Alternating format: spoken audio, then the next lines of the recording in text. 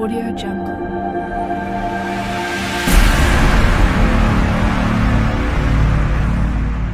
Audio Jungle. নবীজির ইন্তেকালের সকাল এক বেদনাময় কিন্তু শিক্ষায় ভরা সকাল।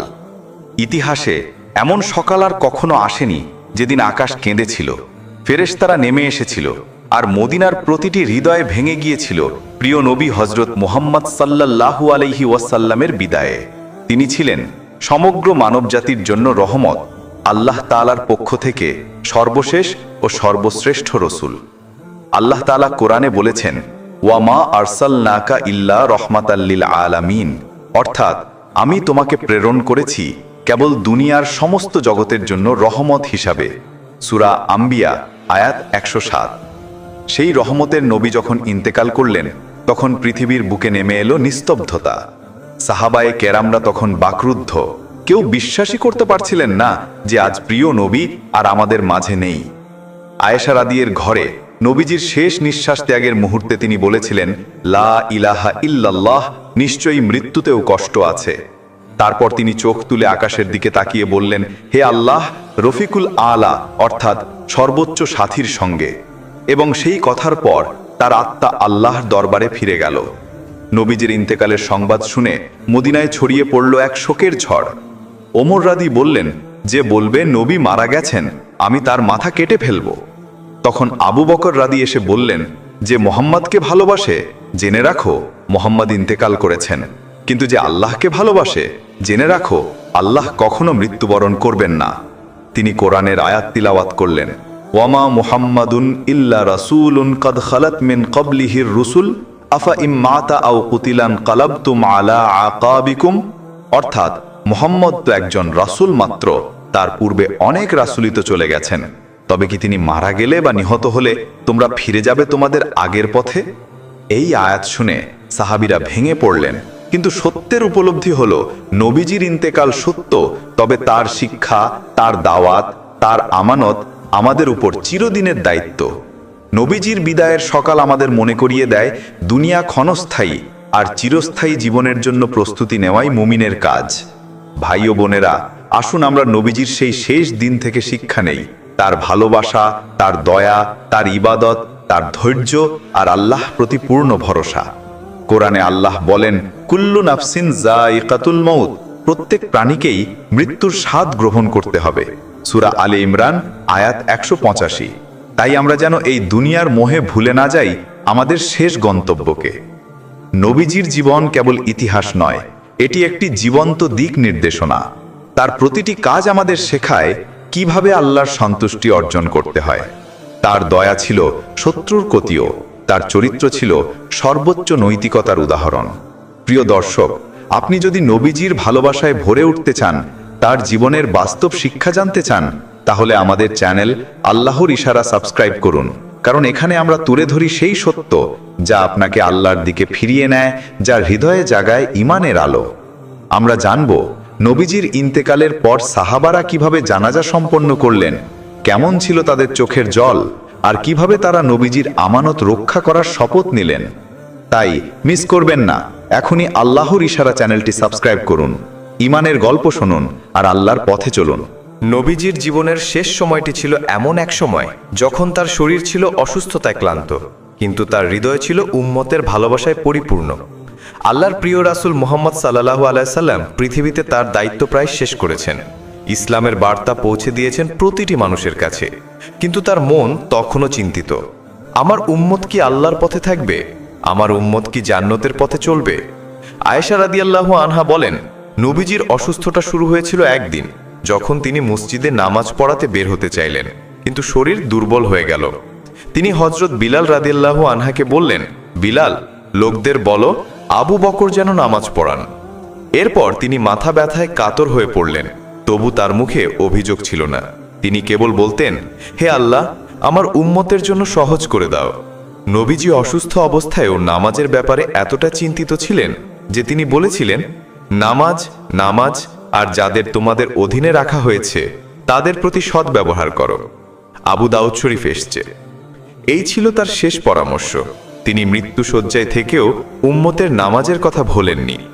আয়েশা রাদিয়াল্লাহু আনহা বলেন, নবীজি যখন ব্যথায় কাতর হতেন তখন তিনি বলতেন, লা ইলাহা ইল্লাল্লাহ, নিশ্চয় মৃত্যুর যন্ত্রণাও খুব কষ্টের।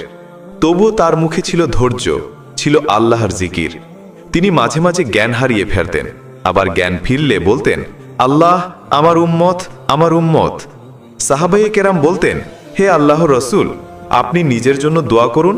তখন নবীজি বলতেন, আমার জীবনও উম্মতের জন্য, আমার মৃত্যু পরও উম্মতের জন্য। একদিন নবীজি আয়েশা রাদিয়াল্লাহু আনহার কক্ষে ছিলেন। তিনি মাথা তুললেন এবং জানালেন, আয়েশা, আমাকে আমার প্রভুর সাথে সাক্ষাতের অনুমতি দেওয়া হয়েছে। তখন তার চোখে শান্তির এক অনন্য ছায়া ফুটে উঠল। তিনি বললেন, আমার বন্ধুরা যারা, তারা জান্নাতে আমার সাথে থাকবে। নবীজি যখন মৃত্যুর কাছাকাছি, তখন তিনি মাথা তুললেন, পর্দা সরিয়ে মসজিদে নামাজরত সাহাবাদের দিকে তাকালেন। তার মুখে এক মৃদু হাসি ফুটে উঠল, কারণ তিনি দেখলেন তার উম্মত একত্রিত হয়ে আল্লাহর সামনে সেজদায় রয়েছে। তারপর তিনি চোখ বুজে ফেললেন। মুখে ছিল এই দোয়া, আল্লাহুম্মা রফিকুল আলা, হে আল্লাহ, আমাকে সর্বোচ্চ সঙ্গীর নিকটে নিয়ে যাও। এভাবেই রবিবার রবিউল আওয়াল মাসের 12 তারিখে নবীজি ইন্তেকাল করলেন। আয়েশা রাদিয়াল্লাহু আনহা বলেন, নবীজি আমার বুকে মাথা রেখেই ইন্তেকাল করেছেন। তার মুখে তখনও ছিল লা ইলাহা ইল্লাল্লাহ। এই পৃথিবী সেই দিন থেকে আর আগের মতো রইল না। আসমান যেন কেঁদেছিল, মদিনা শহর হয়ে উঠেছিল নিস্তব্ধ। হযরত ওমর রাদিয়াল্লাহু আনহা বিশ্বাসই করতে পারছিলেন না। তিনি বললেন, যে কেউ বলবে নবীজি মারা গেছেন, আমি তার মাথা কেটে ফেলব। কিন্তু তখন হযরত আবু বকর রাদিয়াল্লাহু আনহা মসজিদে প্রবেশ করলেন, নবীজির মুখ খুলে দেখলেন, তারপর বললেন, যে মোহাম্মদকে উপাসনা করেছিলে, জেনে রাখো তিনি ইন্তেকাল করেছেন। আর যে আল্লাহকে উপাসনা করে, জেনে রাখো আল্লাহ চিরঞ্জীব, তিনি কখনো মরবেন না। তারপর তিনি কোরআনের এই আয়াত পাঠ করলেন, ওয়ামা মুহাম্মাদুন ইল্লা রাসূল কাদ খালাত মিন কাবলিহির রসুল আফা ইম্মাতা আও কুতিলা ইনকালাবতুম আলা আকাবিকুম। অর্থাৎ মুহাম্মদ একজন রাসূল মাত্র, তার পূর্বেও অনেক রাসূল চলে গেছেন। যদি তিনি ইন্তেকাল করেন বা শহীদ হন, তাহলে কি তোমরা ইসলাম থেকে ফিরে যাবে? সূরা আল ইমরান 144। এই আয়াত শুনে সাহাবারা ভেঙে পড়লেন, কিন্তু তাদের অন্তর শান্ত হল। তারা বুঝলেন নবীজি তার মিশন পূর্ণ করেছেন, এখন তাদের দায়িত্ব সেই পথ ধরে এগিয়ে যাওয়া। নবীজির জীবনের শেষ মুহূর্ত পর্যন্ত তিনি উম্মতের জন্য দোয়া করেছেন। এক হাদিসে এসেছে, কিয়ামতের দিন আমি আমার উম্মতের জন্য সুপারিশ করব। তিরমিজি শরীফ। তার ভালোবাসা কিয়ামতের দিন পর্যন্ত আমাদের জন্য থাকবে। প্রিয় ভাই ও বোনেরা, নবীজির জীবনের শেষ মুহূর্তের এই কাহিনী আমাদের শেখায় ভালোবাসা মানে নিঃস্বার্থ ত্যাগ, ধৈর্য আর আল্লাহর প্রতি পূর্ণ বিশ্বাস। নবীজি যেমন উম্মতের জন্য কেঁদেছেন, আমরাও তার দেখানো পথে চলি, নামাজ পড়ি, দোয়া করি এবং তার সুন্নাহ আঁকড়ে ধরি। যদি আপনি নবীজির এই ভালোবাসার গল্পে মুগ্ধ হন, যদি আপনার মনে নবীজির প্রতি আরও ভালোবাসা জন্মে, তাহলে অনুরোধ করছি আমাদের ইউটিউব চ্যানেল আল্লাহর ইশারা সাবস্ক্রাইব করুন। এই চ্যানেলে আমরা তুলে ধরি কোরআন ও হাদিসের আলোকে ইসলামী সত্য কাহিনী, নবীজির জীবন থেকে শিক্ষা এবং আল্লাহর রহমতের বার্তা।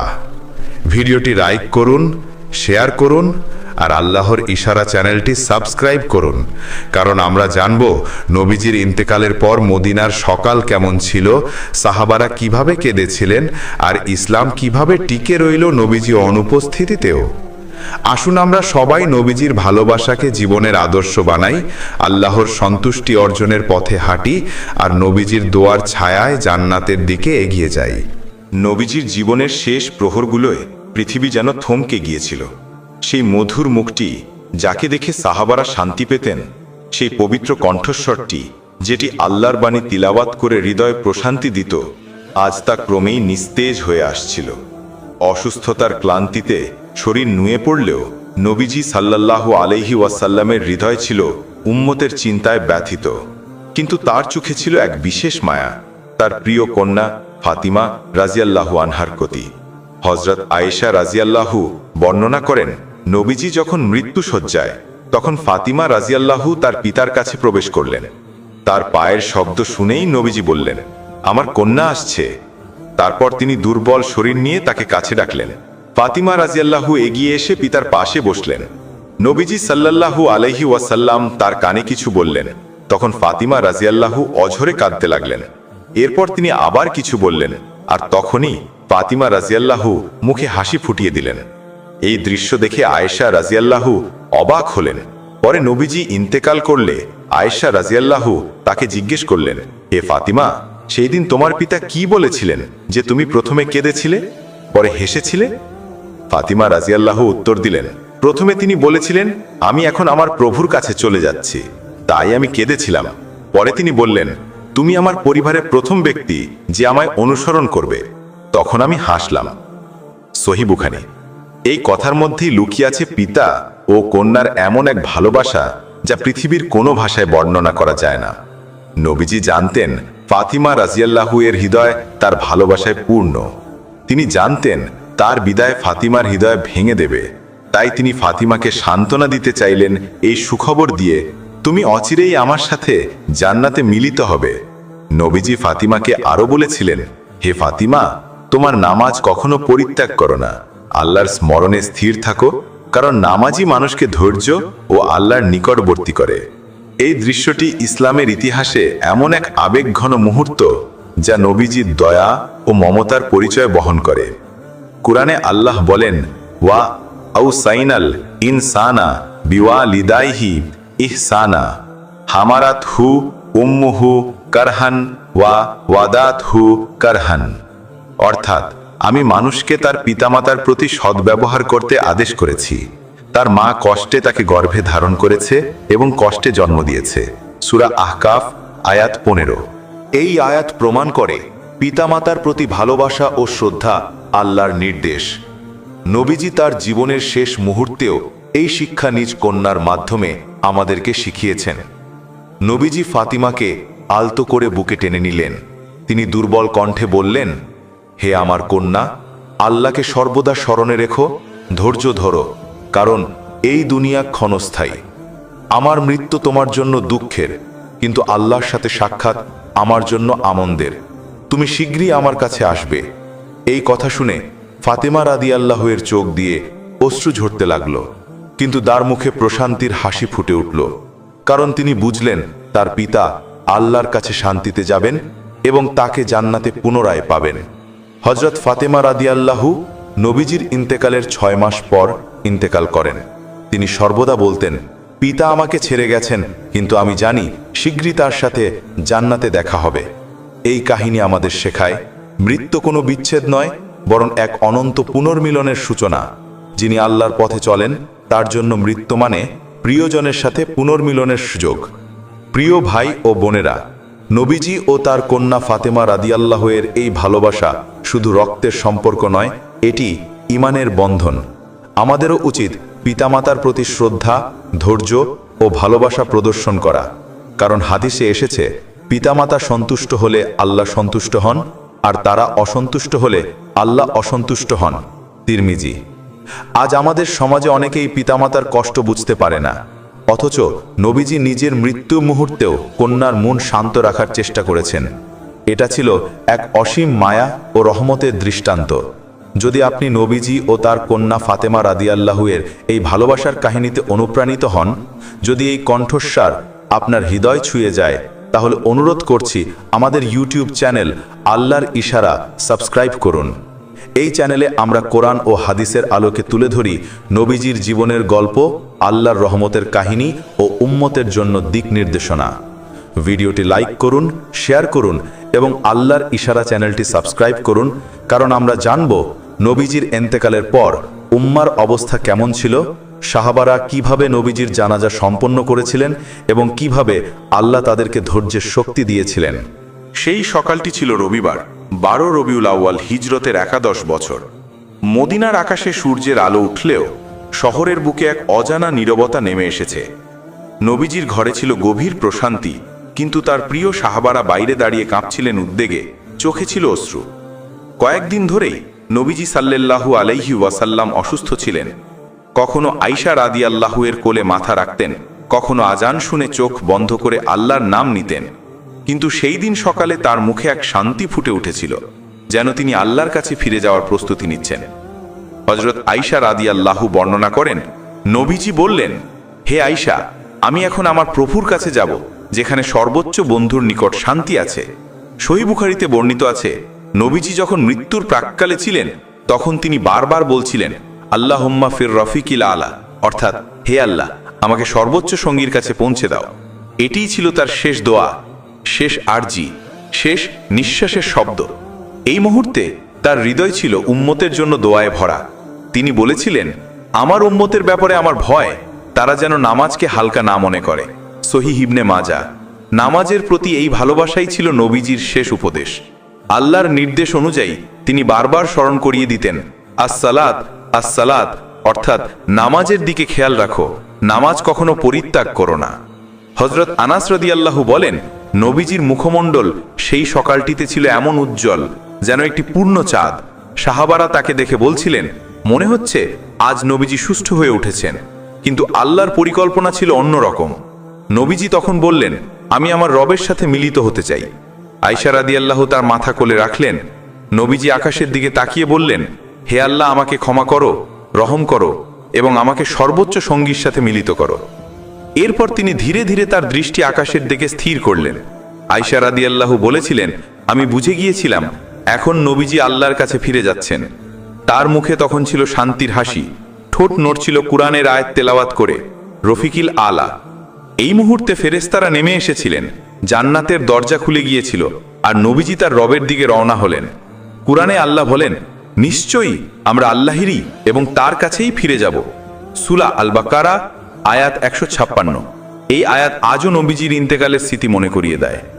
যখন তার আত্মা বেরিয়ে গেল, তখন আয়েশা রাদিয়াল্লাহু এর মুখে পড়ল নবীজির পবিত্র মাথা। তিনি বললেন, সেই মুহূর্তে নবীজির শরীর থেকে এমন একটি সুগন্ধ বের হচ্ছিল যা আমি আগে কখনো পাইনি। সাহাবারা বাইরে শুনলেন যে নবীজি ইন্তেকাল করেছেন, তারা সবাই ছুটে এলেন। উমর রাদিয়াল্লাহু বিশ্বাসই করতে পারছিলেন না। তিনি তলোয়ার হাতে বললেন, যে কেউ বলবে নবীজি মারা গেছেন, আমি তাকে হত্যা করব। নবীজি মারা যাননি, তিনি মুসা আলাইহিস সালামের মতো কিছুদিন আল্লাহর কাছে গেছেন, আবার ফিরে আসবেন। তখন আবু বকর রাদিয়াল্লাহু ঘরে প্রবেশ করলেন, নবীজির পবিত্র মুখমণ্ডলে চুমু খেলেন এবং বললেন, হে আল্লাহর রাসূল, আপনি আমাদের মাঝে জীবিত অবস্থায়ও শ্রেষ্ঠ ছিলেন, মৃত্যুর পরও শ্রেষ্ঠ। এরপর তিনি বাইরে গিয়ে বললেন, হে মানুষ, যে মুহাম্মদকে ভালোবাসত সে জানুক মুহাম্মদ এখন তার প্রভুর কাছে গেছেন, আর যে আল্লাহকে ভালোবাসে সে জানুক আল্লাহ চিরঞ্জীব, তিনি কখনো মরবেন না। তারপর তিনি কোরআনের সেই আয়াত তেলাওয়াত করলেন, মুহাম্মদ একজন রসুল ছাড়া আর কিছুই নান, তার আগে অনেক রসুল অতিবাহিত হয়েছে, তিনি মারা গেলে কি তোমরা পশ্চাদপসরণ করবে? সূরা আলে ইমরান আয়াত 144। এই আয়াত শুনে উমর রাদিয়াল্লাহু স্তব্ধ হয়ে গেলেন, তলোয়ার তার হাত থেকে পড়ে গেল। সাহাবারা কাঁদতে লাগলেন, পুরো মদিনা শহর অশ্রুতে ভেসে গেল। আল্লাহ তাআলা নবীজির ইন্তেকালকে আমাদের জন্য এক মহা শিক্ষা করেছেন। এই দুনিয়ায় কেউ স্থায়ী নয়। আল্লাহ বলেন, কুল্লু নাফসিন যায়কাতুল মাউত, অর্থাৎ প্রত্যেক প্রাণীকেই মৃত্যুর স্বাদ গ্রহণ করতে হবে। সূরা আলে ইমরান আয়াত 185। নবীজির ইন্তেকাল আমাদের শেখায় যে মৃত্যু কোনো পরাজয় নয়, বরং মুমিনের জন্য এটি আল্লাহর সাক্ষাৎ পাওয়ার সর্বোচ্চ সম্মান। নবীজির মুখে ছিল শান্তি, চোখে ছিল তৃপ্তি, কারণ তিনি তার দায়িত্ব পূর্ণ করেছেন। তিনি আল্লাহর বার্তা পৌঁছে দিয়েছেন, উম্মতের প্রতি ভালোবাসা দেখিয়েছেন এবং আল্লাহর পথে জীবন উৎসর্গ করেছেন। প্রিয় ভাই ও বোনেরা, নবীজির এই শেষ সকাল শুধু ইতিহাস নয়, এটি ঈমানের পাঠ। আমাদেরও একদিন মৃত্যু আসবে, তাই আমাদের উচিত নবীজির মতো আল্লাহর স্মরণে জীবন কাটানো, নামাজ কায়েম রাখা ও মানুষের প্রতি ভালোবাসা প্রদর্শন করা। যদি আপনি নবীজির এই শেষ সকাল, তার আল্লাহর দিকে ফিরে যাওয়ার প্রশান্তি অনুভব করেন, যদি এই কাহিনী আপনার হৃদয় ছুঁয়ে যায়, তাহলে আমি আপনাকে আহ্বান জানাই, আমাদের ইউটিউব চ্যানেল আল্লাহর ইশারা সাবস্ক্রাইব করুন। এই চ্যানেলে আমরা তুলে ধরি নবীজির জীবনের সত্য গল্প, কোরআন ও হাদিসের আলোকে অনুপ্রেরণার বার্তা এবং আল্লাহর রহমতের কাহিনী, যা আপনার অন্তরকে ছুঁয়ে যাবে। ভিডিওটি লাইক করুন, শেয়ার করুন আর আল্লাহর ইশারা চ্যানেলটি সাবস্ক্রাইব করুন, যেন আপনি জানতে পারেন নবীজির জানাজা কিভাবে সম্পন্ন হয়েছিল, সাহাবারা কিভাবে ধৈর্য ধারণ করলেন এবং উম্মতের জন্য আল্লাহ কি দয়া প্রকাশ করলেন। আসুন আমরা নবীজির মতো মৃত্যুকে ভয় নয়, বরং আল্লাহর সাক্ষাৎ হিসেবে দেখি। কারণ যে ব্যক্তি আল্লাহকে ভালোবাসে, তার মৃত্যু মানে আল্লাহর সাথে সাক্ষাতের মুহূর্ত। যেমন নবীজি বলেছিলেন যে আল্লাহর সাক্ষাৎ কামনা করে, আল্লাহ তার সাক্ষাৎ কামনা করেন। সহিহ মুসলিম। এই শিক্ষাই আমাদের জীবনের আলো, এই শিক্ষাই নবীজির শেষ উপদেশ, ভালোবাসা, ঈমান, ধৈর্য ও আল্লাহর প্রতি পূর্ণ বিশ্বাস। মদিনার আকাশে আজ যেন এক গভীর নীরবতা নেমে এসেছে। রাসূলুল্লাহ সাল্লাল্লাহু আলাইহি ওয়াসাল্লাম ইন্তেকাল করেছেন, এই সংবাদে সমগ্র মদিনা কেঁপে উঠেছিল।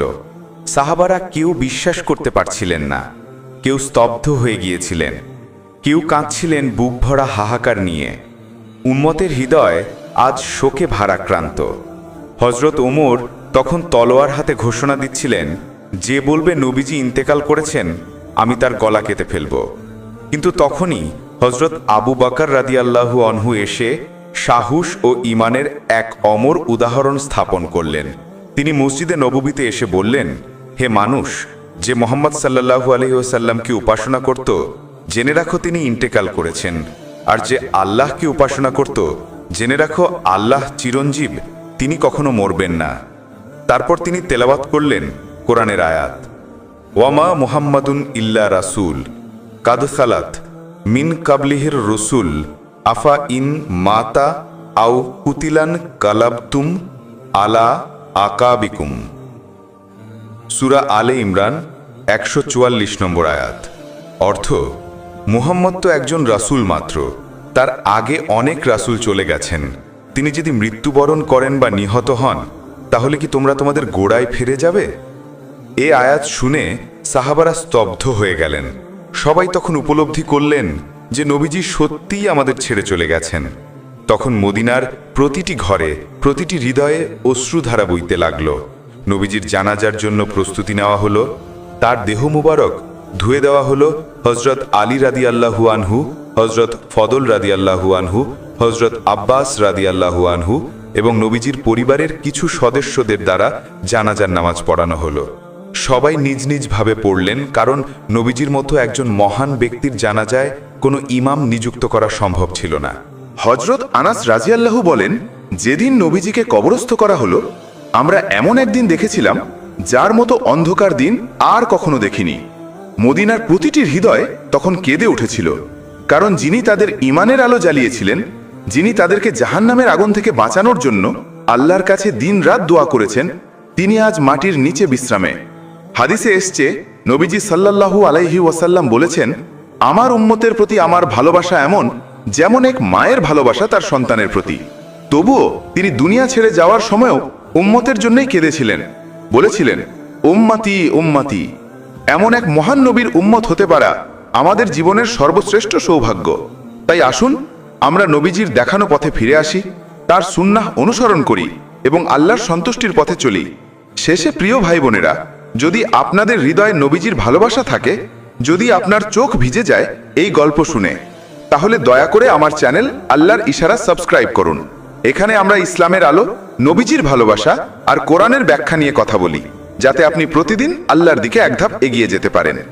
আল্লাহ আমাদের সবাইকে নবীজির সুন্নাহ অনুযায়ী জীবনযাপন করার তৌফিক দিন। আল্লাহ আমাদের কিয়ামতের দিন নবীজির হাউজে কাউসার থেকে পানি পান করার সৌভাগ্য দিন। আমিন। প্রিয় দর্শক, যদি নবীজির প্রতি তোমার ভালোবাসা সত্য হয়, তাহলে চ্যানেল আল্লাহর ইশারা সাবস্ক্রাইব করো। প্রতিটি গল্পে আমরা তুলে ধরি আল্লাহ ও তার প্রিয় রসুল সাল্লাল্লাহু আলাইহি ওয়াসাল্লামের বার্তা, যাতে আমাদের হৃদয় জেগে ওঠে ঈমানের আলোয়।